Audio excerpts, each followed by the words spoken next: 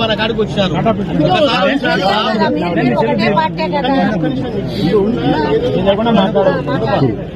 ఏదో మాట్లాడితే ఇబ్బందులు వస్తాయి.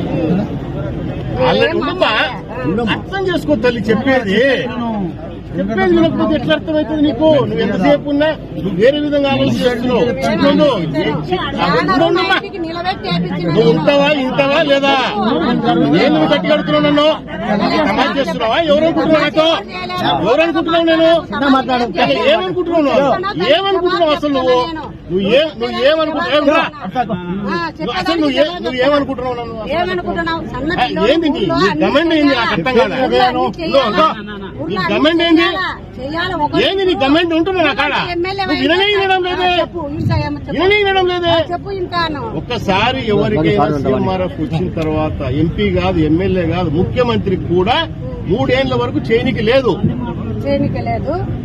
అప్పటికి నీకు తెలియదు. కాగితాలే పట్టుకోలే, నువ్వు పట్టుకోలేవు. మా పిల్లోడు చెప్పిన కాగితాలే పట్టుకోలేమా?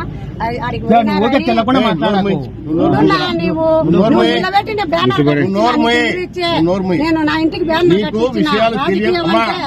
విషయాలు తెలియకుంటే తెలుసుకోండి, చెప్తాము. మాకు తెలియకుంటే మేము కూడా అడిగి తెలుసుకుంటుంటాం.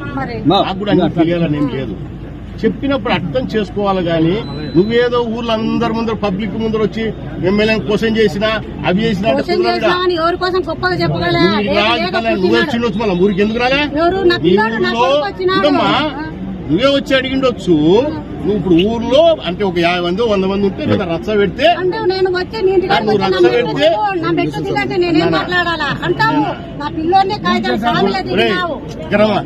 ఇప్పుడు ఏమనాలి నిన్ను?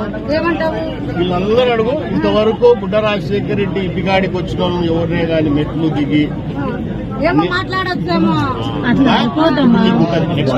నీకేముంటది? వీళ్ళందరూ